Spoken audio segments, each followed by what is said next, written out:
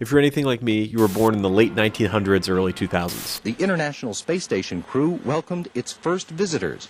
It's an online directory that connects people through universities and colleges. All right. Thank you, Counsel. 2 airplanes have crashed into the World Trade Center. History obviously shapes our everyday lives from small to large. I like learning about history, but I am certainly not a historian. The last thing related to academics that I've done with history was in high school. I did go to college and get a degree, but that degree was in nothing close to history. You can take your guesses if you want. I do find the study of history very interesting, though. So because of that, I'd like to take a trip back 100 years with you, specifically 123 years. I want to go all the way back to the year 1900 and live this year with you. What would news have looked like? What was going on? What was important in America and throughout the rest of the world? Let's imagine we're hopping in a time machine and I'm going to be your guide, all the way back to the year 1900.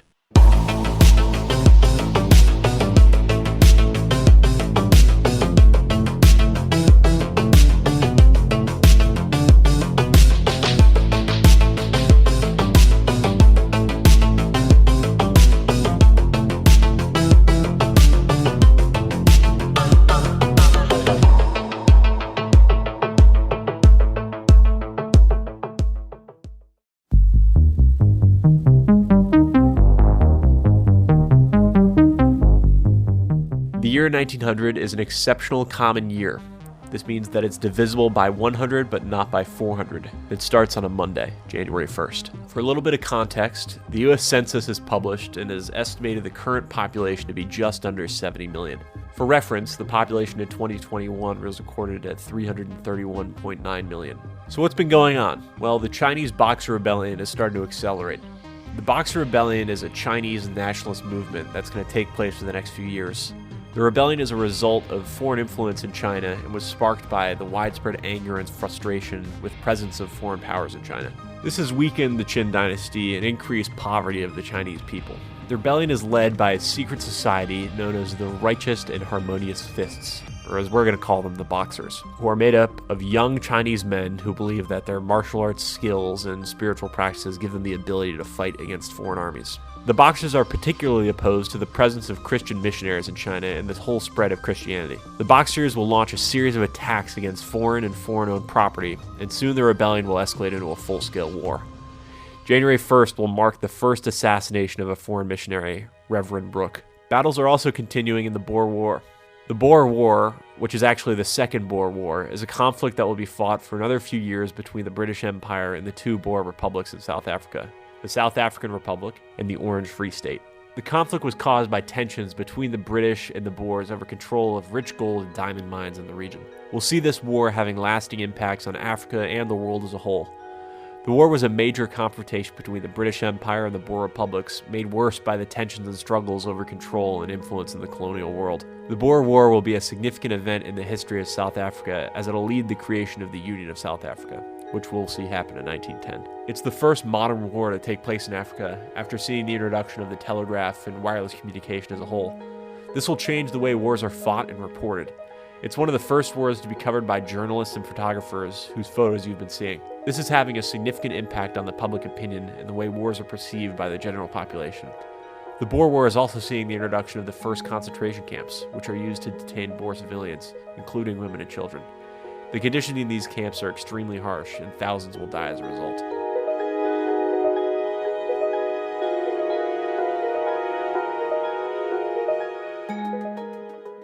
It's January 6th, and William Vanderbilt has officially taken ownership of the Big Four railways. These are the 4 largest railroad companies in the U.S. We'll see these companies have a significant impact on the country's economic and industrial development. The Big Four are currently the backbone of American transportation and play a key role in connecting the country's east and west coasts. They facilitate the transportation of goods and people across the country and help spur the economy by connecting markets. In addition to their transportation functions, the Big Four railways also have significant political and economic power. They exert their influence over the federal government, and their owners and executives are the wealthiest and most influential people in the country. It's January 8th, and President William McKinley has just signed an executive order to increase the Navajo, Arizona territory size, extending it all the way to the Colorado River. This increase in Navajo territory provides them with more land for grazing their livestock, growing crops, and engaging in traditional activities, which helps support their traditional way of life. In addition to this cultural and economic benefit, the increase in Navajo territory is also significant in terms of national politics. It'll mark a turning point in U.S. government's relationship with the Native American communities and demonstrate respecting the rights for Native Americans. I'm not saying here that the U.S. government has done everything they could for Native Americans, but this was a good step. President McKinley will also sign an executive order to place Alaska under military rule, creating the Department of Alaska within the War Department. The decision to place Alaska under military rule is driven by factors like the territory's security and stability, the need to enforce U.S. laws, and the desire to protect the interests of American citizens in the territory. It was also influenced by the U.S. government's broader policy towards territories at the time, which often involved the use of military force to maintain order.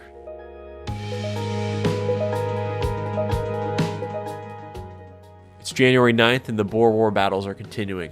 Arthur Balfour, the conservative leader of the House and Commons of the United Kingdom, is quoted as saying, "I know of no war in which Great Britain has engaged except that resulting in the independence of the American colonies, which did not end triumphantly." Terry McGovern also defeats George Dixon in the World Featherweight Championship, winning $10,000. This is a few $100,000 today, but the Federal Reserve that we use for calculating inflation won't be founded for another 13 years, so it's a rough estimate. On the 28th, representatives from 86 football associations meet in Leipzig to organize the German Football Association. It's the 30th and William Goebel is shot. The Kentucky governor elections are highly contested this year and will mark a turning point in the state's politics. The election is fought between Democrat and Republican. There's been an intense partisan rivalry and the election saw a significant voter turnout. The Republican candidate, William S. Taylor, has emerged as the victor, but the victory was immediately challenged by the Democratic candidate, William Goebel. The election was marred by allegations of fraud and misconduct, and both candidates claimed they had won. Taylor secured 2,383 more votes than Goebel, but many said those votes were invalid. The Democratic-controlled General Assembly, which was 10 Democrats, 1 Republican, convened and decided that they had the power to decide the disputed election. They examined the results and invalidated enough of Taylor's votes to declare Goebel the winner. The controversy surrounding the election has now ultimately led to a political crisis in Kentucky, with both candidates claiming governorship and each seeking control over the seat. However, Goebel's governorship is short-lived, as he will die on February 3rd. This will further escalate the crisis in Kentucky and lead to a series of legal battles and political maneuverings as various factions struggle for control over the state. On the 1st of February, the Kodak company releases its Brownie camera. This box-style camera changed photography for the masses. It cost $1, which is roughly equivalent to $30 in 2021. They were affordable enough that Kodak will go on to sell almost 250,000 of them over the next 2 years. On the 2nd, President McKinley is deciding not to interfere in the election issues in Kentucky. Quote, "The president has decided that no case has yet arisen to justify the intervention of the national government in Kentucky and has so informed the governor." It's the third Abrisa Munda has been arrested in India. Munda is an indigenous leader in India who is leading a rebellion against British colonial rule. His rebellion is part of a larger movement of resistance by tribal communities in India against the British, who are attempting to extend their control over the country's interior regions. Munda organized a guerrilla army and has launched a series of raids and attacks on British colonial authorities and their allies, drawing attention to the injustices faced by tribal communities. His rebellion has gained widespread support and has become a symbol of resistance against colonial rule. Abrisa Munda's rebellion has recently been more suppressed. His capture and eventual execution later this year will mark an endpoint. However, his legacy will live on as a symbol of resistance. William Goebel has died from his gunshot wounds. He had been sworn in as governor, and because of this is the only state governor in U.S. history to be assassinated while in office. Later today, Goebel's lieutenant governor will be sworn in. While all of this is happening, William Taylor is still claiming that he had won the election and is now governor. Buenos Aires falls into its second day of an extreme heat wave. So far, 124 lives have been lost due to sunstroke. Yesterday's temperature was recorded at 120 degrees Fahrenheit in the shade. Now that Goebel has died, to try and prevent any further escalation, agreements have been made between Democratic and Republican Party leaders that the Kentucky legislators should decide who was the victor in the most recent election. This will hopefully bring peace to the parties for the time being.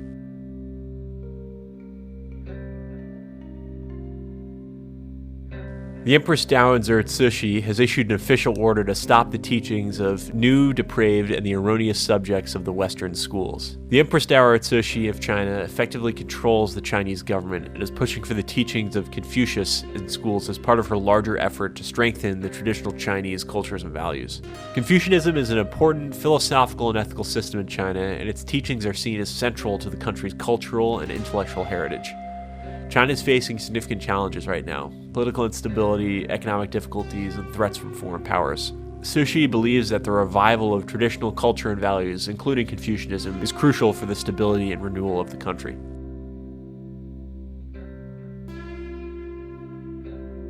British forces have suffered their heaviest daily loss during the Boer War, with 280 deaths. It's the 28th, and although one would usually expect February 29th tomorrow, the new Gregorian calendar does not include 1900 as a leap year. According to the rules of the Gregorian calendar, a leap year is a leap year if it's divisible by 4, but not if it's divisible by 100 unless it's also divisible by 400. Make sense? At the start of March here, as a graduate of Kansas State University, I need to mention that the University of Kansas, our competitor school, has suffered a basketball game loss to Nebraska 48-8. Truly a terrible performance. As President McKinley is traveling through the streets of New York City in his horse-drawn carriage, a drunken spectator attempts to open the door and shake his hand. This slightly dangerous moment will foreshadow some important events that will take place next year as it relates to the president's safety. The National League and American League of Baseball held a joint meeting today in New York City to discuss a potential merger. This is the first time the two leagues have come together to consider such a move. While the two sides ultimately did not agree to a merger, the meeting laid the groundwork for future negotiations and will lead to the establishment of the first World Series. The events were covered extensively in the press, with many newspapers speculating on the potential benefits and drawbacks of the merger. A merger would create a more competitive league and a larger pool of talented players, but many fans and journalists expressed their concerns that a merger could lead to higher ticket prices and a loss of the unique character of each league. This meeting mostly demonstrated the growing popularity of baseball in America, though. It was reported today that two Navy cruisers, the Detroit and the Marblehead, have been sent to Central America. The ships were sent to protect American citizens and interests in the region, which has become increasingly unstable in the recent years. This is part of a broader strategy by the United States to exert greater influence in Central and South America, a policy known as the Big Stick approach. While some critics argue that this is an unnecessary intervention in the affairs of other countries, others see it as necessary to protect Americans and ensure stability in the region. As tensions between the U.S. and other world powers continue to rise, the deployment of cruisers is a reminder of the importance of a strong military presence and strategic locations around the globe. Today, the Montreal Shamrocks played against the Halifax Crescents in the Stanley Cup Series. The Shamrocks won the game of a final score 11-0, a display of dominance on the ice. The Stanley Cup has been in existence for a few years and is quickly becoming the most prestigious trophy in North American ice hockey. The tournament is an important showcase of the sport and helps popularize it among fans across the continent. The game also established the Shamrocks as one of the top teams of the era. Queen Victoria visited London to celebrate the recent victory of Ladysmith in South Africa. The Queen's visit signals her support for the military efforts and helps to boost morale among the troops in the general public. It was a powerful symbol of unity and strength, and it helps galvanize the country in support of the war effort. The victory at Ladysmith is also an important moment in the Boer War, which has been raging since 1899. The town of Ladysmith has been under siege for several months, with British forces suffering heavy casualties and enduring difficult conditions. The victory comes as a relief to many, as it's seen as a sign of hope that the war could actually be a victory for the British. The Boer War has been a controversial conflict, with many in Britain and around the world opposing the imperialist ambitions of the empire. News broke that the Secretary of State, Caleb Powers, has been arrested on charges of conspiracy and murder in the assassination of Governor William Goebel in Kentucky. The assassination has been a highly controversial event and is being seen as entirely politically motivated. The arrest of a high-ranking government official like Secretary Powers only adds to the confusion and uncertainty that many Americans feel. While it's important for justice to be served in the case of Governor Goebel's murder, the arrest of Secretary Powers is a stark reminder of the fragility of our political institution and the dangers of corruption and the abuse of power. This case will continue to make the headlines for many months and have far-reaching implications for American politics.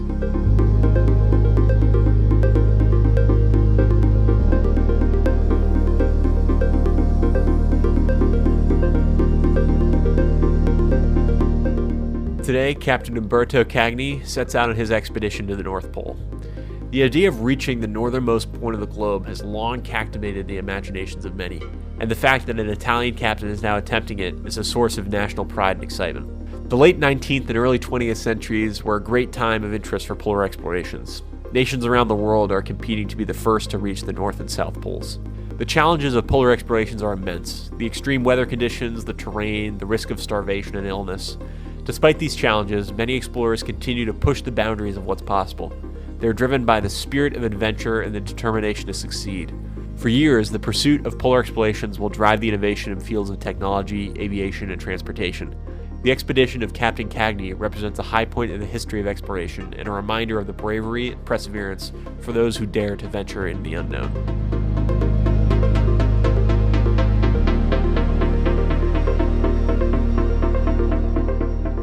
The British forces capture Bloemfontein, the capital of the Orange Free State, which is a major Boer stronghold in the ongoing conflict. The capture of the city is a significant victory for the British and a major step forward in their campaign to bring the Boer War to an end. The fall of Bloemfontein leads to the dispersal of the Orange Free State government and further weakens the Boer forces. But the conflict will continue for another 2 years before it's finally resolved.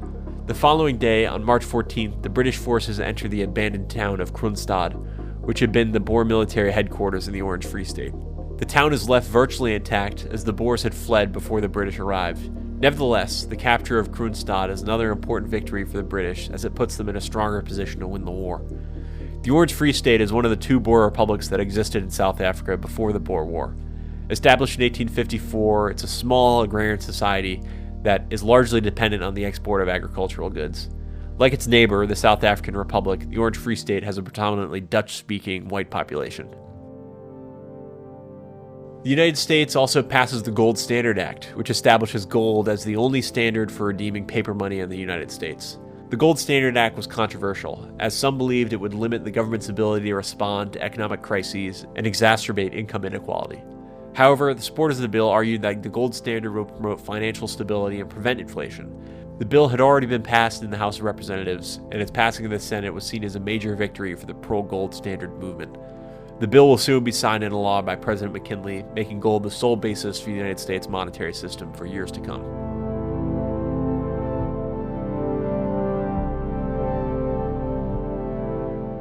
The scientific world is again changed by a paper by Dutch botanist Hugo de Vries. De Vries has been studying the process of inheritance in plants for years and is proposing a new theory that will challenge current ideas. He suggests that inherited traits are not blended like paint, but rather they are carried by discrete units that can be passed on intact from one generation to the next. De Vries believes they are responsible for the sudden appearance of new traits in a population. This is a radical departure from the dominant view that inherited traits are a result of blending the traits of the parents. De Vries' findings support the work of Gregor Mendel and his laws of heredity, which proposes that traits are inherited through the passing of discrete units, which we now call genes. De Vries' ideas are not immediately accepted, but they'll go on to have a major impact on the field of genetics. His work will inspire other scientists to study the nature of heredity in new ways, eventually leading to the discovery of DNA as a molecule responsible for carrying genetic information. De Vries' work is seen as a significant contribution to the field of genetics, and his paper sparks a renewed interest in Gregor Mendel's work. Scientists began to revisit Mendel's laws of heredity and use it as a framework for understanding inheritance traits, ultimately leading to the development of the modern science of genetics. News spread of the United States government's plans to send battleships to China. Ships like the USS Oregon and Nashville are being sent to help protect American interests in the country during this time of unrest. In recent years, several foreign powers, including Britain, France, and Germany, have established spheres of influence in China and imposed trade restrictions. This has led to tensions and conflict, especially as it relates to the Boxer Rebellion. Here, Chinese nationalists and the foreign powers are clashing. The deployment of the Oregon comes at a time when the United States is increasingly looking to expand its global influence. The country is still basking in the glow of the recent victory in the Spanish-American War, which saw the U.S. gain control over territories like Puerto Rico and the Philippines. The move to send the Oregon is seen by some as a continuation of this expansionist policy, aimed at securing U.S. interests abroad. The Topeka Daily Capital publishes its first edition of the Sheldon Edition, an experiment in journalism aimed at promoting Christian values. The edition is named after its editor, Reverend Charles Sheldon, who's known for his book In His Steps, which included the question, what would Jesus do? The experiment began on February 4th and aimed to test whether or not a newspaper that focused on Christian values could be successful. The Sheldon edition contained news stories, editorials, and other content that was consistent with the values expressed in Sheldon's book. Readers of the Sheldon edition found it to be an interesting and compelling read. They enjoyed articles that focused on the Christian's perspective and the newspaper's focus on positive values. As a result, the newspaper saw a significant increase in its circulation. Its typical circulation of 12,000 units increased to more than 350,000. The success of the Sheldon edition is significant in the context of American journalism, as it proves that readers are interested in content that promotes positive values and moral principles. Dr. Carl Landsteiner has just released his first report on the classification of the 4 blood groups under the ABO blood group system. This is a breakthrough in the field of medicine, as it has the potential to revolutionize the way blood transfusions are done. Landsteiner has discovered that there are 4 different blood types, A, B, AB, and O. He has found that these blood types are determined by the presence or absence of certain antigens on the surface of red blood cells. To make these discoveries, Landsteiner conducted a series of experiments in which he mixed the blood of different individuals and observed the reactions that occurred. He found that when blood from one individual was mixed with another individual of a different blood type, the blood would sometimes clot. Through these experiments, Landsteiner was able to determine that there are 4 different blood types and that each blood type has its own set of antigens and antibodies. Before this, there was no way to determine which blood type was compatible with the other, and blood transfusions were often fatal. With the new system of blood typing, doctors are now able to determine which blood types are compatible and which are not. Landsteiner's discoveries will go on to earn him the Nobel Prize for Medicine in 1930. His work has laid the foundation for the modern practices of blood transfusion, and his discoveries will save countless lives. The U.S. Weather Bureau issues its first workplace smoking ban in Washington, D.C. This ban is the first of its kind and promotes a healthier work environment for employees. The ban comes after a series of studies that link smoking to various health issues, including lung cancer and heart disease. The Weather Bureau hopes this ban will set a precedent for other workplaces in the United States to follow. The ban is met with mixed reactions from the public. Some people praise the Weather Bureau for taking a stand against smoking and promoting healthier workplaces. Others criticize the ban as an infringement on personal freedom and an unnecessary regulation of individual behavior. Many smokers are upset that they can no longer enjoy their habit while on the job, and some even go as far to argue that the ban will decrease workplace productivity.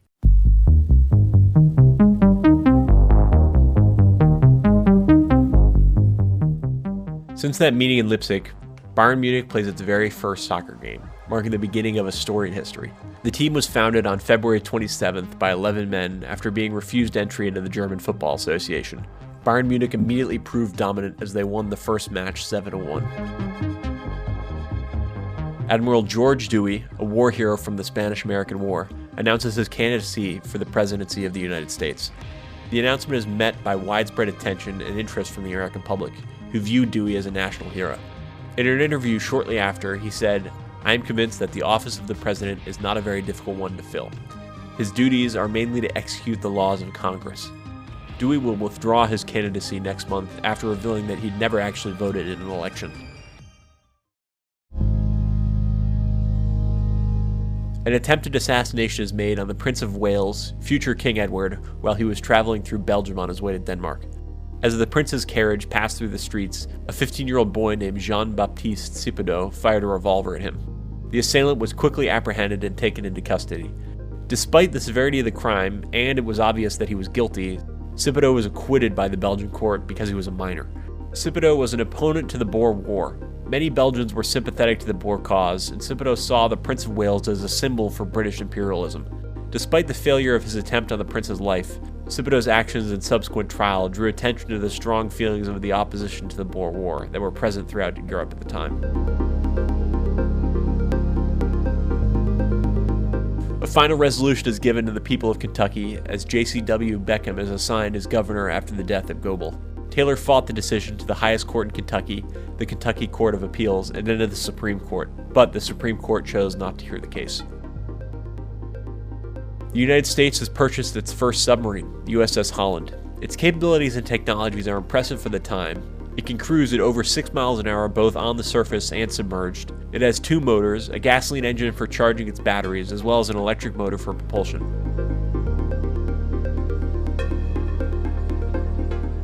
Although she has armaments, mainly torpedoes, the most valuable aspect of the ship was to produce data to aid in the construction of future submarines.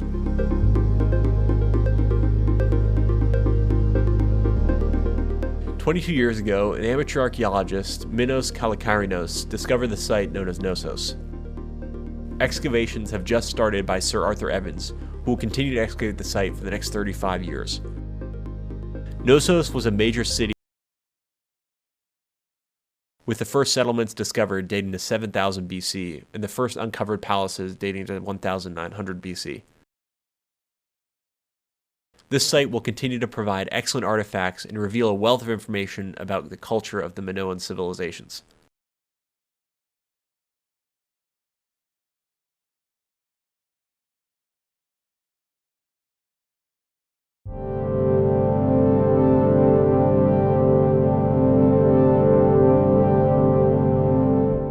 The Paris World Expedition of 1900 is the 5th World Fair held in Paris. This exhibition showcases the world's largest technological and cultural advancements. It will be seen by over 50 million visitors from all parts of the world. The exhibition features a large collection of artifacts, arts, and scientific advancements that reflect the progress of human civilization. Here are my top 3 personal favorite exhibitions. The Great Paris Exposition Telescope, which enlarges the moon 10,000 times.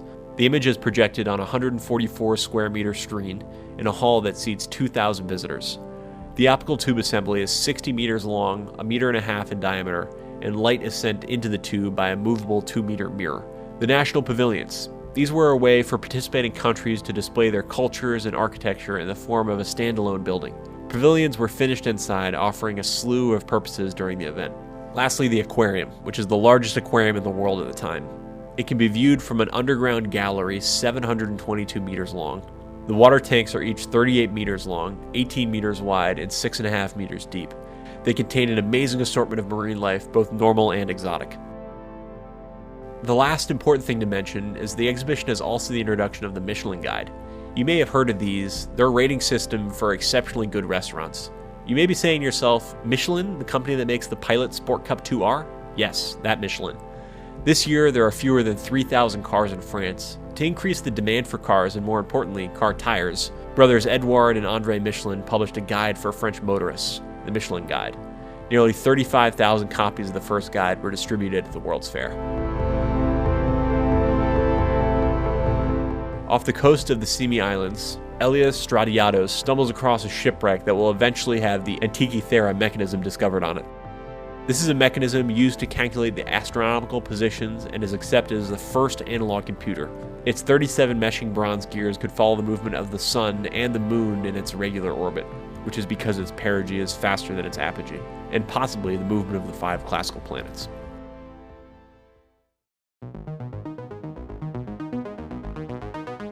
George Curry, a member of Butch Cassidy's Wild Bunch gang, is shot and killed by Sheriff Jesse Tyler while in Grand County, Utah. Although a notorious criminal, his death is up for some debate regarding excessive use of force by police. It's reported in a few places that George Curry was shot in the back first, and after he'd been incapacitated, Jesse Tyler shot his body several more times. Some argue that the killing of Curry was part of a larger pattern of law enforcement using excessive force against members of the Wild Bunch and other outlaw groups, often without due process. Today, the Daily Express published its first issue. This tabloid will revolutionize the tabloid industry with its use of showing news instead of advertisements on the front page. It will become the single largest circulation newspaper in the world.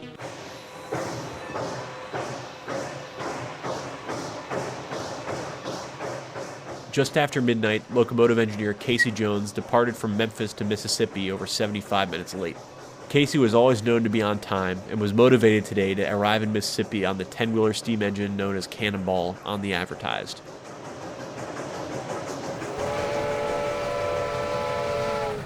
He charged into the foggy night with a train full of passengers for hours.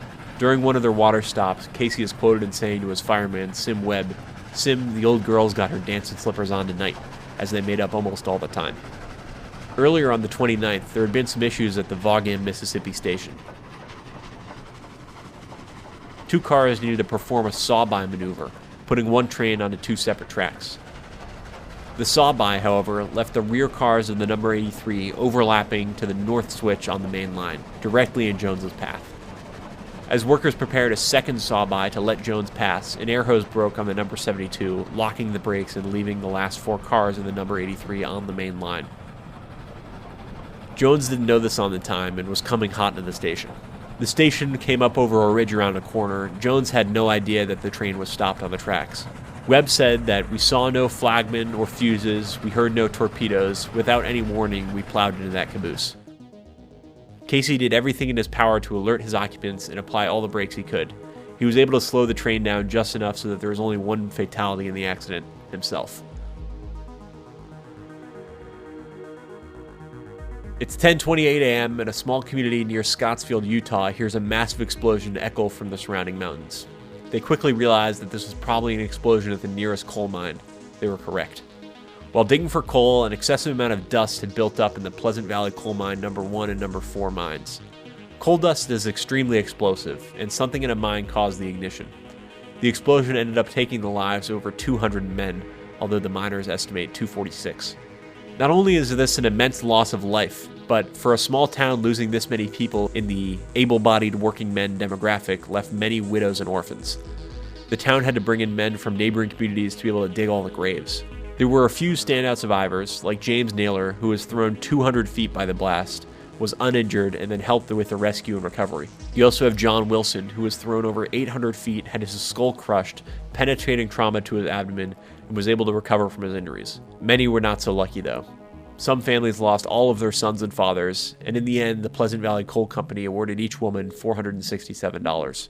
But more donations came in from all over the country, totaling over $200,000. San Francisco Mayor James D. Phelan addressed an anti-Asian rally at Union Square and declared, "The Chinese and Japanese are not bona fide citizens.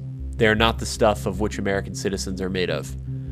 This anti-Asian attitude has been building, and having a mayor support this mindset will not be productive in preventing racism and violence between Asian Americans and white Americans. At the University of Cambridge, a zoologist named William Bateson is riding a train to London while reading the recently rediscovered Gregor Mendel papers. Mendel's work has been largely discredited and forgotten about since its publishing in 1866. Over the last 34 years, his most important paper has only been cited 3 times in other academic works. William Bateson will become the greatest champion of Mendel's discoveries of the laws of hereditary. He will translate Mendel's papers and publish it in the 1902 book, Mendel's Principles of Hereditary Defense.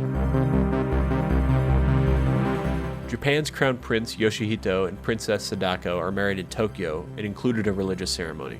Because of this, many commoners also began including religious ceremonies.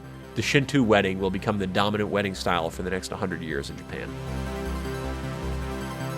In Chicago today, the, yes, this is a real title, please don't laugh, Chief Milk Inspector will announce his plans to ban potentially dangerous additives from milk. One of the ingredients currently in milk is formalin, which is a diluted form of formaldehyde. Formalin, the chemical used in milk preservatives, will kill a cat. What will it do to a child? Formalin's dangers were not understood when they started using it, but it's been discovered now as too dangerous for human consumption. At the village of Kaolo, near Beijing, 61 Chinese Christian converts are massacred. This marks the worst attack of the time in the Boxer Rebellion.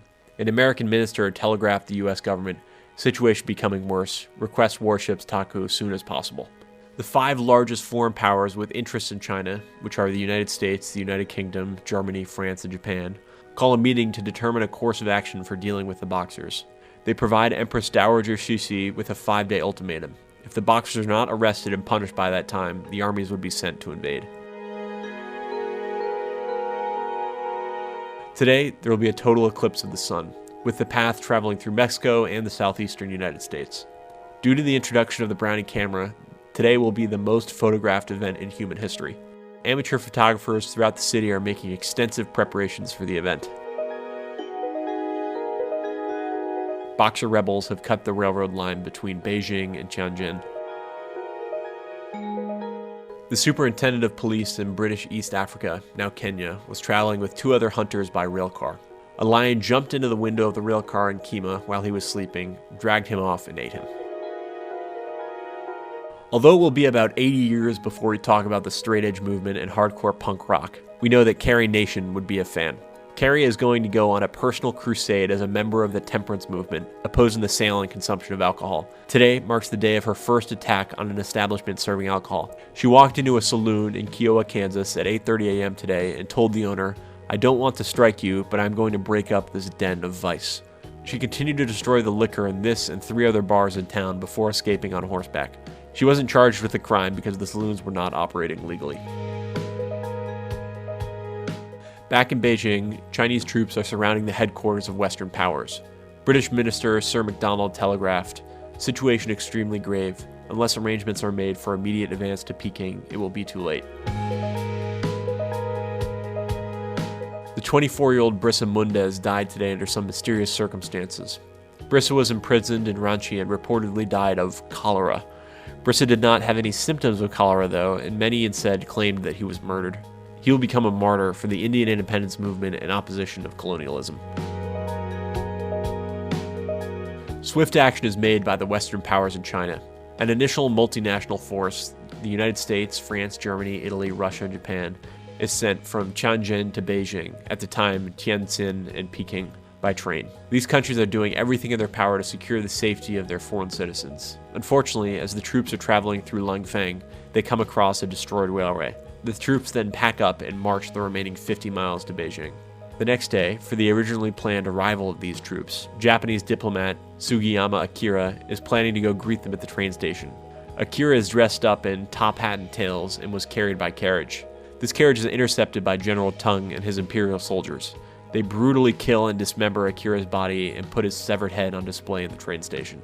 Telegraph lines are severed in China, stopping all foreign communication. The final ultimatum issued last night is ignored by China, and the alliance begins its bombardment and invasion of the Taku forces. By tomorrow, the forts will be surrendered. China, specifically Empress Dowager Cixi, has formally declared war on the alliance. The Republican National Convention is held. William McKinley and New York Governor Theodore Roosevelt are unanimously nominated for president and vice president. The Duheng manuscripts are rediscovered. Wang Yuanlei, a Taoist monk, discovers a walled-off cave, known now as Cave 17. This cave has been sealed since the 11th century, with its artifacts dating all the way back to the 5th century. Thousands of manuscripts covering hundreds of topics were discovered, with writings in all these languages, none of which I'm going to try and pronounce. These manuscripts are very culturally important to China. Many of these scripts are in museums and educational facilities in China, while some are unsurprisingly in the questionable hands of the British. It's the evening of the 24th, and the Boxer rebels are traveling by torchlight from house to house, attacking Christians. These Christians are being captured, tortured, and forced to renounce Christ. Many of them are being dismembered, decapitated, and burnt to discard their beliefs. Eyewitnesses state that there were many steadfast in their Christianity, and even after enduring gruesome torture, died with prayers on their lips. Russia, trying to influence its neighbors, will be seeing this theme for the next 123 years. Today, though, Finland is on the menu. The Russification of Finland is pushed further by Tsar Nicholas replacing the official language of Finland with Russia. This will be implemented slowly over the next 5 years. Today we have our first, but not last, news regarding Archduke Franz Ferdinand. Today he will renounce his children's right to succession of the Austro-Hungarian throne. This is due to him marrying Countess Sophie Chotkova, who is not high enough on the royalty totem pole to be considered as an appropriate match. The couple will be married this weekend. As you may know, we'll be hearing more about Franz in the future.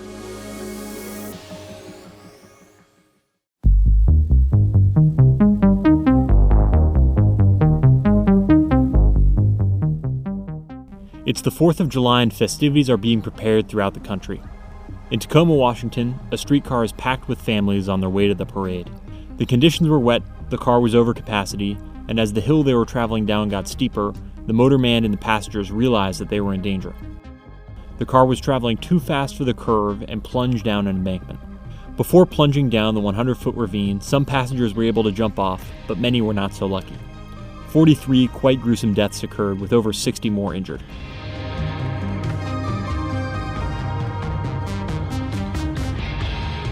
Robert Frost's son, Elliot, dies of cholera. Robert will blame himself for not calling a doctor to treat his son sooner and will write the poem Home Burial as a result of this.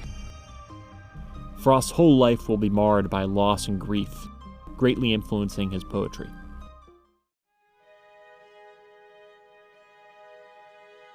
Back in China, Governor Yu Shen orders foreign missionaries and their families to be executed. This will come to be known as the Chunyang Massacre. The governor promised them an escort to the safety of the alliance powers, but as soon as they were brought in front of the governor, he ordered the beheadings of the 46 men, women, and children. Charlotte Cooper from the United Kingdom becomes the first woman to win an Olympic medal. She defeated Yvonne Prevost in tennis during the Summer Olympics. This is the second modern Olympic Games to be held, and the organizers thought that holding it in Paris at the Paris World Exhibition would draw more attention to the Games. The reason there were no female victors during the first Olympic Games in Athens was that it only allowed male competitors. For 1 month, we have been besieged in British legation under continued shots and shells from Chinese troops. Quick relief only can prevent general massacre. China's minister to the United States, Wu Tingfang, delivered this telegraph message to the United States Secretary of State John Hay.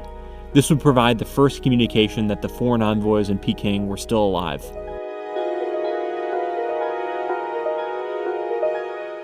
It's the pre-dawn hours, and in New Orleans, resident Robert Charles shot and killed police captain John Day and patrolman Peter J. Lamb of the New Orleans Police Department as they entered his home. Although the home was surrounded by cops at the time of this raid, Charles was able to escape. This incident's news is going to quickly spread across town and spark what we now call the Robert Charles riots.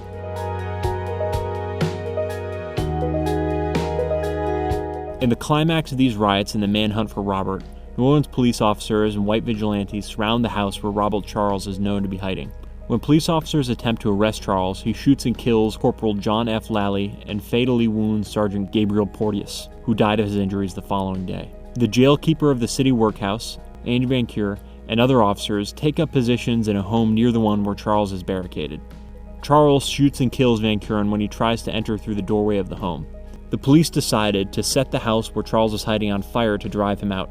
When Charles tried to escape, Charles Noriot, a medical student at Tulane, shot and killed him. The angry mob then descended on Charles' body, beating and shooting his corpse. These events are a testament to the racial tensions and violence that existed during this time in the United States, particularly in the South. They serve as a reminder of the historic struggle for civil rights and challenges faced by African Americans in the early 20th century. The Wonderful Wizard of Oz by L. Frank Baum is first published. Its release will have a profound impact on children's literature. The work transcended the writing norms of the time, ushering in a new era of imaginative storytelling for young readers. Baum introduces children to the captivating realm teeming with talking animals, magical beings, and thrilling adventures. In addition to that, this narrative has a powerful female protagonist, Dorothy, which is a huge departure from the male heroes of the time. Her courage and resourcefulness will provide young girls with a role model like them that they can look up to. The Wonderful Wizard of Oz's themes are going to be seen as timeless, even 123 years later. The book focuses on the ideas of self-reliance and determination, and the belief that individuals hold the power to shape their own destinies. The Shah of Persia, which is now Iran, survives an assassination attempt while visiting Paris. The Shah hit the assailant on the head with a cane, and his Grand Vizier, Ali Asghar Khan, twisted the assailant's wrist and forced him to drop the pistol. The gunman, identified as Francois Salza, said that he had tried to assassinate the former French president Jean Casimir Pierre, but the gun had misfired.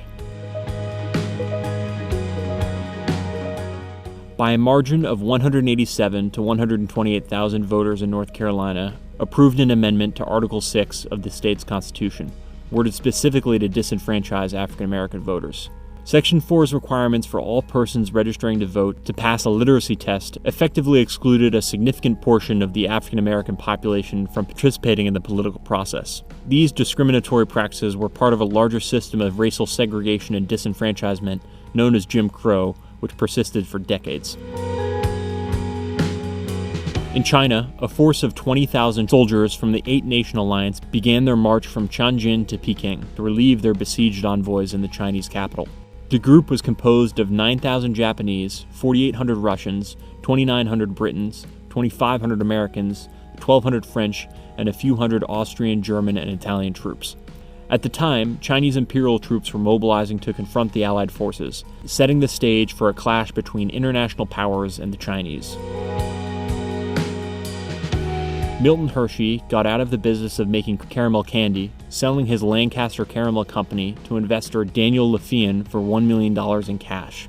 Hershey and his attorney, John Snyder, turned down initial offers for a merger, then for $500,000, and finally for $900,000 cash plus $100,000 stock before sealing the deal in Providence, Rhode Island. With the infusion of capital, the Hershey Company built a factory in Dairy Church, Pennsylvania, and created the largest chocolate manufacturer in the United States. The Allies captured Tongchao during their march to Peking. The location of this victory now places them within 21 kilometers of their besieged citizens. The Hamburg America Line cruise ship Deutschland broke the record for the fastest transatlantic crossing, arriving in Plymouth, England at 8:20 a.m., 5 days, 11 hours, and 45 minutes after passing Sandy Hook Lighthouse, the point where New York City departures are considered to be underway. Advancements in maritime technology and the skill of ship's crew are increasing during this time in history. This record-breaking journey shows the ever-increasing speed and efficiency of transatlantic travel. This is the main way continents, cultures, and economies are connected during this period in history. Following the seizure of Tongchao, the Allied commanders convened to determine how they would fight their way into Peking. The decision was to conduct a three-phase operation. On the 13th of August, each nation sent out an armed reconnaissance party to probe the Chinese defenses around each of the key gates on the eastern side of the city to establish attack positions. The following day, commanders brought up their main troops and prepared for the assault. Finally, on the 15th, the Allies will conduct a simultaneous assault on the city. To overtax the defenders while minimizing the risk of fratricide, each nation was assigned a separate gate. The attack did not go as planned, though. The friction and confusion of coalition operations had existed throughout the campaign, but now a new ingredient would hurt their teamwork: national ambitions. The imperialist powers that were working together to chastise the Chinese were also natural rivals. As the end of the battle neared, each foreign detachment worried about ending the war in the most advantageous position possible. The two elements that would determine the political leverage after the war would be the size of each nation's force in Peking and the order in which they'd entered the city. In all, the besieged defenders within Peking suffered 66 killed and 150 wounded, besides the uncounted dead, wounded, and sick Chinese converts. This latter group underwent unimaginable horrors, both from the attacks of their fellow countrymen and from the racially motivated neglect of their European allies. The Chinese Christian children bore the brunt of the hardship, many of them dying for lack of food or from disease. Like the foreigners, they were profoundly grateful for the arrival of the relief column. The city of Peking was secured and quickly put under martial law by the Allies. To the surprise of the rest of the world, the legations had been saved. The government of the Empress Dowager fled, but not before she ordered that Zhen Fei, the favorite wife of her predecessor, the Gongxu Emperor, be thrown down into a well. Now, all that remained was the business of recovering from the war and deciding on the fate of China. The sarcophagus of Emperor Conrad II of the Holy Roman Empire was opened and his body was photographed, confirming that he was long-bearded and exceptionally tall at 6'6". Conrad might not be as well known as Charlemagne or Frederick Barbarossa, but his role in the Second Crusade and the conflict and cooperation he had to oversee during his reign still marks him as an important Roman leader. A group of thunderstorms pass over Cape Verde, and then begin the process of a coalescence and a westward drift along the trade winds. By September 5th, the storm will become a hurricane in the Gulf of Mexico, and on September 8th will strike Galveston, Texas. Celebrating their victory in the Boxer Rebellion, the armies of the Eight-Nation Alliance stage a parade in Peking's Tiananmen Square. Butch Cassidy and the Sundance Kid, and other members of the Wild Bunch, staged their third train robbery, taking control of the Union Pacific's No. 3 in Tipton, Wyoming, robbing the express car of $45,000 before escaping.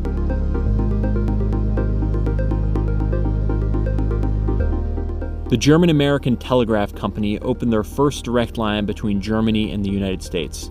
At 4,919 miles, this line is the longest transatlantic cable at the time, running from Emden to New York City, with a routine stop at the Azores along the way. If history is going to work towards anything in the next 123 years, it's going to be connecting people easily. This transatlantic cable is one step in that process.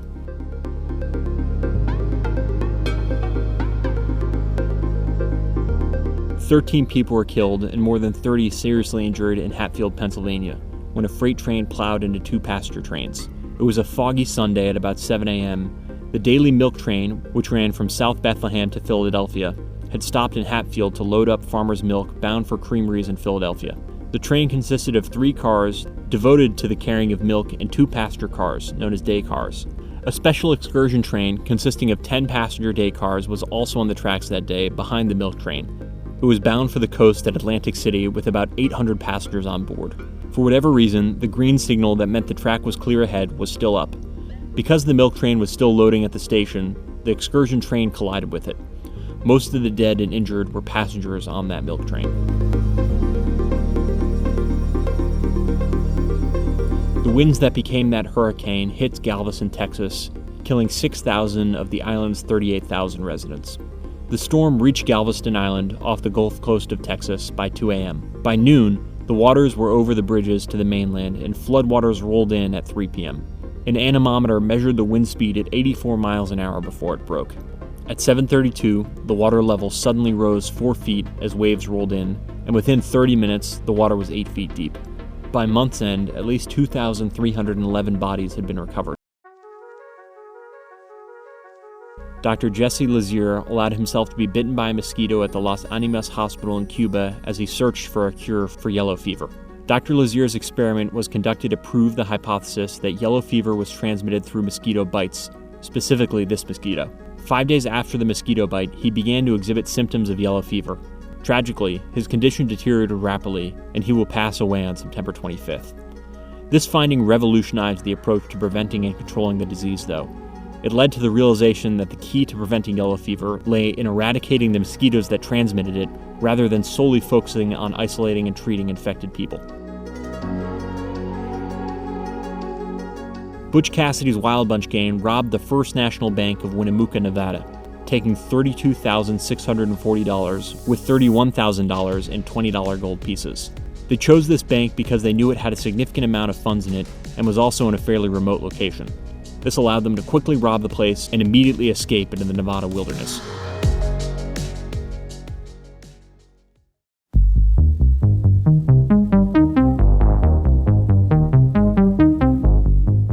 It's the 3rd of October, and a monumental chapter in the history of aviation is taking place. Orville and Wilbur Wright initiated their first manned experimental glider flights in Kitty Hawk, North Carolina. These flights were part of their groundbreaking systematic efforts to achieve powered, controlled, and sustained human flight. These glider flights will serve as a precursor to their later powered attempts. The Wright brothers' dedication to the science of flight, meticulous research, and pioneering innovations will eventually lead to their historic success when Orville piloted the Wright Flyer.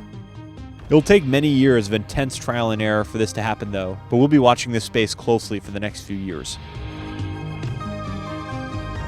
Max Planck is hosting fellow physicist Heinrich Rubens for tea.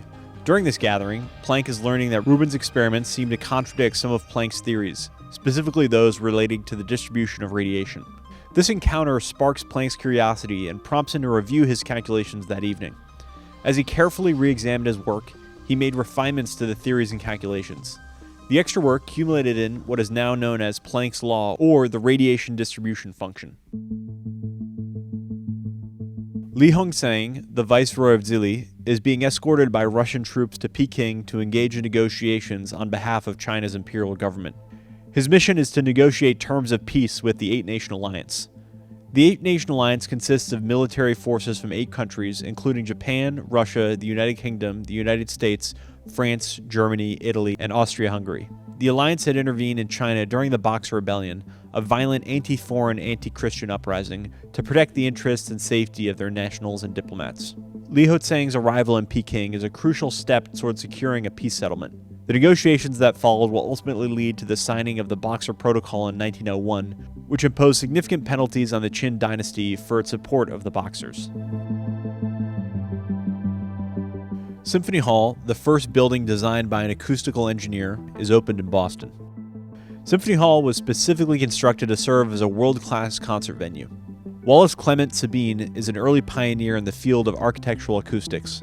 His work on Symphony Hall will become a model for future concert hall designs and contribute to the development of acoustical engineering as a field of study. Even today, the hall remains as a prestigious venue for classical music and performances. Today, Max Planck will present his scientific discovery to the Physical Society of Berlin. This discovery is now famously known as Planck's law of black-body radiation. This presentation is a foundational step in the development of quantum theory. The work shows how black bodies, which are objects that absorb all incident radiation, emit radiation. Planck's work involved quantizing the energy levels of electromagnetic radiation, a departure from classical physics. He introduced the concept of quantization, suggesting that electromagnetic radiation can only exist in discrete packets of energy known as quanta. This quantum theory is the catalyst for modern quantum mechanics. Planck's work will fundamentally alter the way scientists understand the behavior of subatomic particles and electromagnetic radiation. This will set the stage for later research of people like Albert Einstein, Niels Bohr, and Werner Heisenberg. 2 months after her flight from Peking to Tian, Empress Dowager Cixi reestablishes the imperial court. This marks her return to political power in China. Cixi's escape from Peking had occurred in the context of the Boxer Rebellion and the military intervention by the Eight-Nation Alliance. Fleeing to Xi'an was a strategic decision to distance herself from the foreign forces and preserve her political authority. By reestablishing the imperial court, Cixi aimed to strengthen her authority and continue as the de facto ruler of China. The manhunt for Jimmy Governor and his brother has lasted 3 months, involving extensive efforts by law enforcement and the public to track down the fugitives. The Governor brothers' crimes had shocked the nation and led to a sense of urgency to bring them to justice. Jimmy Governor was an Australian mass murderer who, along with his brother Joe Governor, committed a series of brutal crimes, including the murder of 9 people, 4 of whom were children. Joe Governor's attempt to evade capture on October 31st ultimately led to his death. Meanwhile, Jimmy Governor was apprehended and subsequently brought to trial. He was found guilty and sentenced to hang. This will remain a dark chapter in the country's history, highlighting the challenges faced by law enforcement and the legal system in pursuing and apprehending dangerous criminals. Jimmy Governor's execution in 1901 will mark an end to this episode in Australia. On the 30th of the month, William Rush Merriam, who serves as the superintendent of the 1900 United States Census, releases the results of this national survey. According to the U.S. Census, the total population of the United States is 76,295,220 people. Of the total population, 74.6 million people reside in the 45 states that make up the continental U.S. The data distinguishes between the population of the United States and that of the U.S. territories, the District of Columbia, and Americans stationed overseas. The census reports that there are an additional 1.6 million people living in those areas. It's important to note that an additional 134,000 Native American Indians were not included in the total population count. This is due to several factors, including how certain populations are categorized as it relates to U.S. citizens.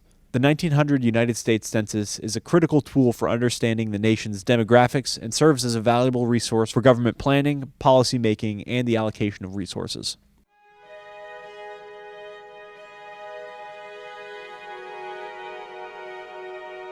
Today, the United States hosted its first ever auto show, held in Madison Square Garden in New York City. Sponsored by the Automobile Club of America, more than 70 automobile manufacturers participated in the show, seizing the opportunity to showcase their vehicles and innovations to the public. The event generated remarkable public interest, with over 7,000 spectators attending on the first day, a testament to the growing fascination with motorized vehicles, which were seen as a novel alternative to the traditional horse-drawn transportation. Detractors referred to the event as a horseless horse show, but this pioneering auto show paved the way for a tradition that persists even today, serving as a platform for automakers to present their latest advancements and designs and offering the public an exciting glimpse into the ever-evolving world of automobiles.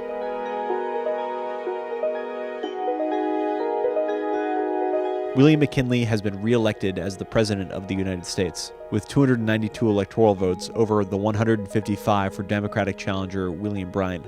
The Republican Party increased its lead in the Senate to 57 to 33 and to 202 to 155 in the House. The popular vote was 7.2 million for McKinley and 6.3 million for Bryan.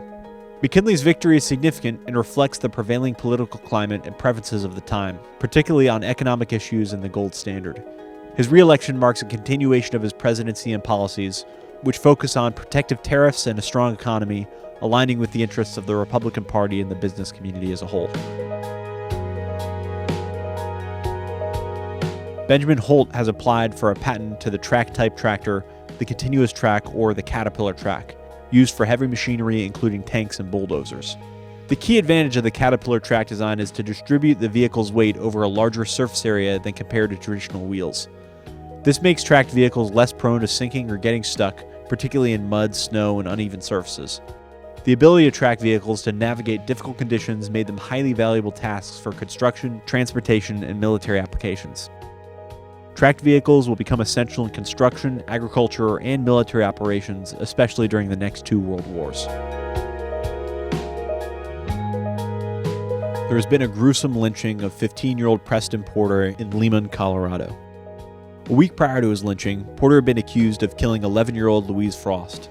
The lynching, a horrifying act of vigilante justice, was a brutal reminder of the deep racial hostility and systematic racism that pervaded American society during this era.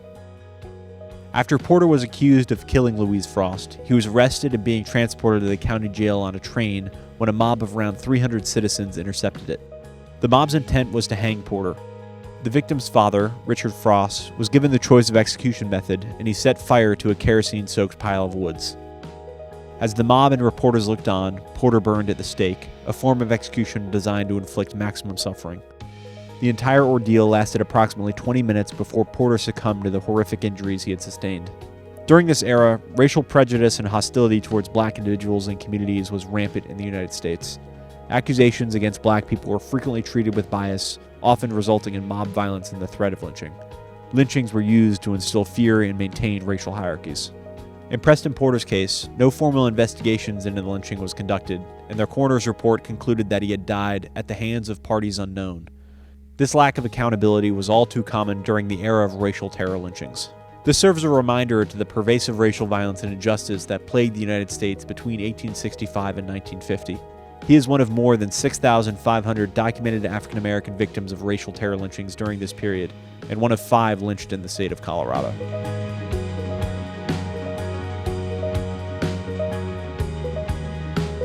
Today, we've made a significant leap in military technology with the successful completion and tests at the Indian Head Proving Ground in Maryland.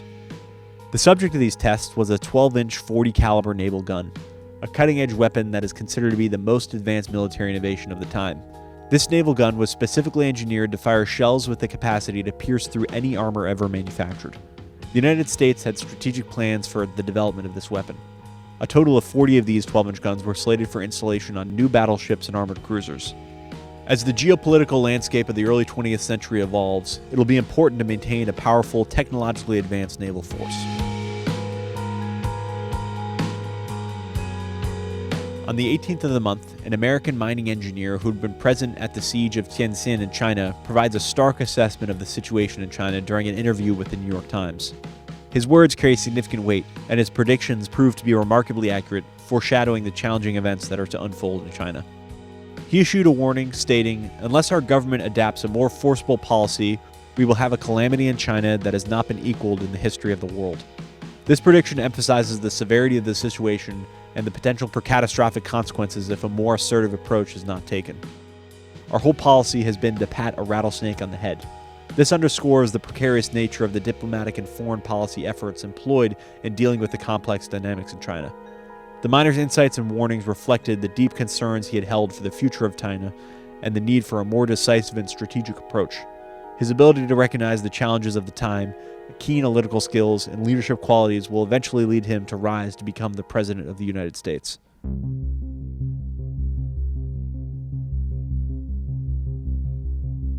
Today, we have a highly anticipated college football showdown in New Haven, Connecticut. This event pitted the 2 remaining undefeated teams for the 1900 season against each other, Yale with a perfect 11-0 record, and Harvard with an equally impressive 10-0 record. The stakes were high, and it was the match that would determine not only the victor of the game, but also the unofficial national champion of the year. In a contest that drew nationwide attention, Yale emerged victorious with a commanding 28-0 win over Harvard. The outcome secured Yale as the unofficial national champions for the 1900 college football season. This victory represented the culmination of an exceptional season for Yale.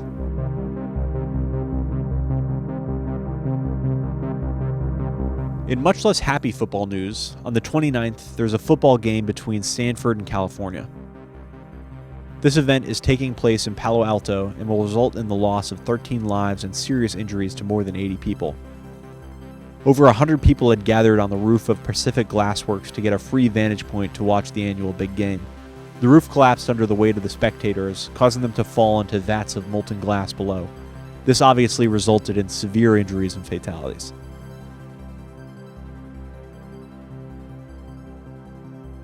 Oscar Wilde has died.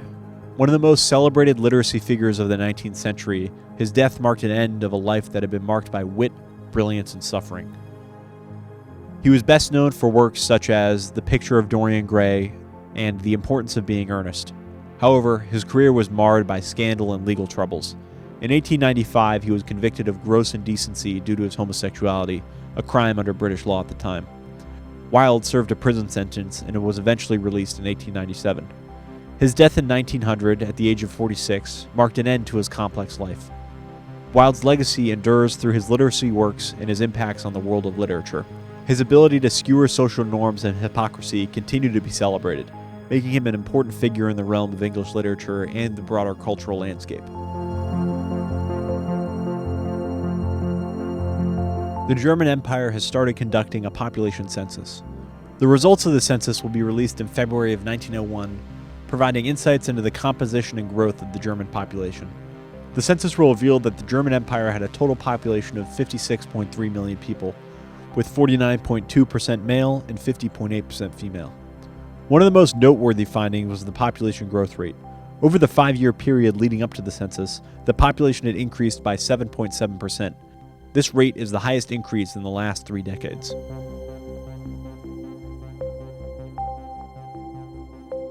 On the 3rd of the month, the United States Supreme Court delivered a significant decision into the case of the Chesapeake and Ohio Railway Company versus Kentucky. The case regards racial segregation on interstate transportation. The court's decision, rendered by an 8-1 majority, upheld the state's law passed by Kentucky. This law mandated racial segregation even on interstate transportation within Kentucky's jurisdiction. Specifically, the Kentucky law required non-white passengers to move to separate train cars from white passengers after a train had entered the state. The practical effect of the Supreme Court ruling was to require separate cars on all trains that traverse Kentucky. The decision effectively institutionalized racial segregation on interstate transportation, setting a precedent that will extend beyond Kentucky's borders. This ruling will contribute to the infamous separate but equal doctrine, which will be used to justify racial segregation for decades. Today, tragedy strikes the U.S. Military Academy, West Point. 21-year-old Oscar Booz was a first-year cadet at the academy and suffered internal injuries from hazing. Booz's injuries were sustained 4 days prior to his death. Despite the pain and suffering, he chose not to reveal the identities of those responsible. The public reaction to Booz's death was significant, and it sparked a wave of outrage. The incident prompted a U.S. congressional investigation. It aimed to uncover the details of the hazing practices at the academy and address the root causes of the behavior. As a result of the inquiry, cadets at West Point pledged to discontinue the practice of hazing for newly admitted cadets. The death of Oscar Booz sheds light on the harmful and sometimes deadly consequences of hazing and underscores the need for cultural change within institutions like West Point. Germany, Austria-Hungary, and Italy have signed a treaty that their navies would work together in the event of an attack on either nation by France or Russia. This treaty marks a key development in the alliances and military agreements that has implications for the balance of power in Europe. Germany, Austria-Hungary, and Italy are collectively known as the Triple Alliance. The understanding was that in the event of hostilities or aggression from France or Russia, the naval forces of the Triple Alliance would coordinate for a mutual defense. The treaty is indicative of the shifting alliances and rivalries that characterize this pre-war period. The complex web of alliances will play a significant role in the future, ultimately leading to disaster in 1914.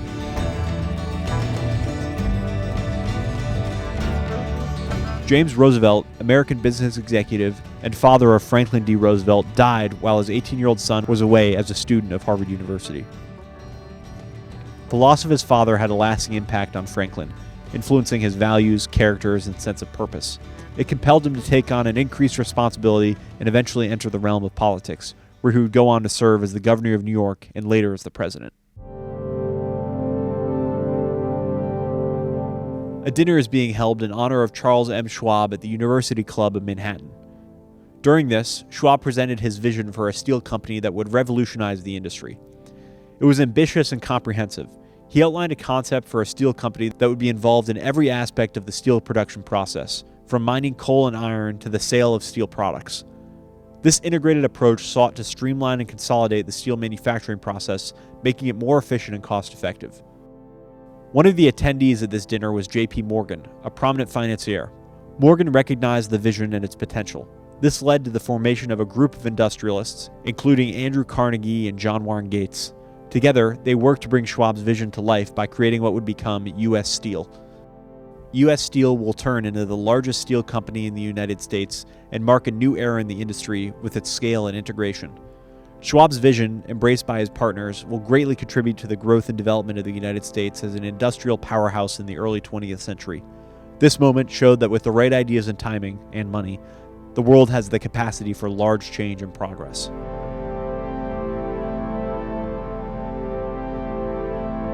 On the 19th, a significant development took place within the Imperial Russian Navy that marked a notable shift in naval strategy and technology. The Imperial Russian Navy established a special committee dedicated to evaluating the construction and development of a submarine fleet. The decision to form this committee shows Russia's recognition of the importance of submarine technology in naval warfare. Submarines had the potential to provide a new dimension to naval operations, offering stealth and surprise capabilities, helping in strategic scenarios. Over the coming decades, submarine development would become a crucial aspect of naval strategy, with submarines playing pivotal roles in both world wars.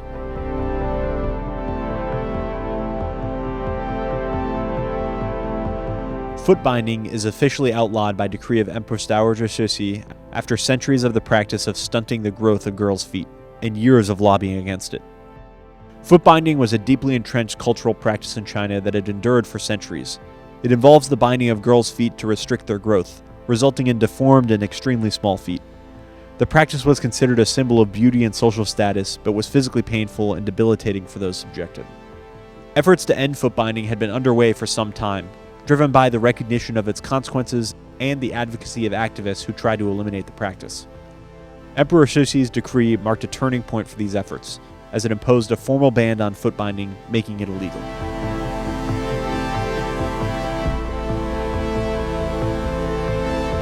The foreign powers presented their 12 conditions for reform to the Chinese imperial government. The negotiations aimed to address issues of territorial integrity, security, and accountability in the aftermath of the Boxer Rebellion.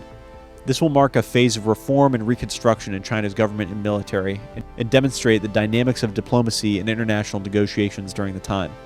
In return for allowing the emperor to come back to Peking, China was to reduce its military, punish the Boxer rebels, and pay $500 million to the 8 nations over the next 60 years.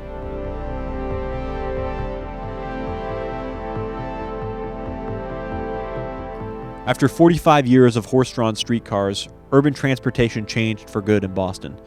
The city is now officially only using electric trolleys. Horse-drawn streetcars have been a common sight in many cities, providing a means of mass transit for urban residents. However, they were labor-intensive, dependent on horses, and often faced challenges relating to hygiene in urban areas. The transition to electric trolleys shows the technological advancements that are happening in cities. These trolleys are powered by overhead wires or electrified tracks, making them cleaner and more reliable than their horse-drawn predecessors. Today, a mysterious event is taking place on the Flannan Islands of Scotland. The lighthouse supply ship Hesperus arrived at the remote island of Eilean Mor, only to discover that the 3 keepers of the lighthouse had disappeared without a trace. The last entry in the logbook had been made on December 15th, and there were no signs of crime or foul play. Despite a thorough search of the island, the 3 men cannot be found. The official investigation into the disappearance of the keepers later reached a conclusion that they had most likely been washed away by a high wave. While this explanation provides a plausible scenario for the disappearance, it definitely does not fully satisfy the curiosity about the case.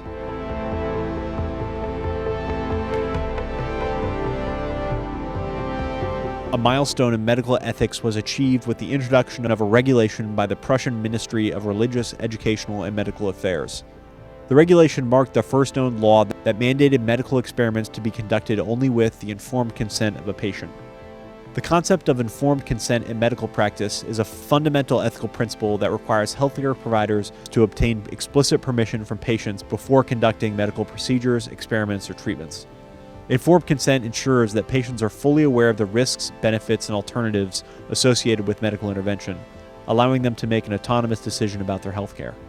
This regulation and requirement for informed consent laid the foundation for modern medical ethics and has since become a standard practice in healthcare worldwide. It reflects a commitment to respecting the dignity and rights of patients, ensuring that they have a voice in their own medical care, and protecting them from unethical and non-consensual medical practices.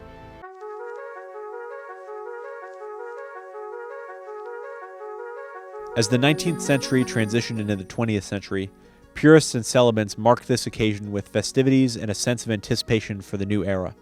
In New York City, a significant gathering took place at City Hall Park, where a crowd of people came together to share the moment. The city's iconic clock at City Hall served as a focal point for the celebration. John Sousa's band provided the music. At 11:59 p.m., the city was darkened for 1 minute, creating an atmosphere of reflection as the 19th century comes to a close.